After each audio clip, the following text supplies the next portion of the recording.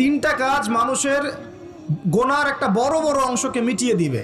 এক নাম্বার কাজ হচ্ছে সংকটকালীন অবস্থায় দান, মানে আপনার দান করার এখন সামর্থ্য খুব কম, টাকা পয়সার টানা হেঁচড়া আছে, এখন আপনি দান করছেন, এই দানের বিনিময়ে আল্লাহ পাক গোনা আপনার মাফ করে দিবেন ইনশাআল্লাহ। দুই নাম্বারটা হচ্ছে যে কঠিন গরম পড়েছে, এই গরমের দিনে আপনি রোজা রেখেছেন, তৃষ্ণার্ত থেকেছেন, এই গরমে রোজা রাখার কারণে আপনার গোনা মাফ হয়ে যাবে ইনশাআল্লাহ।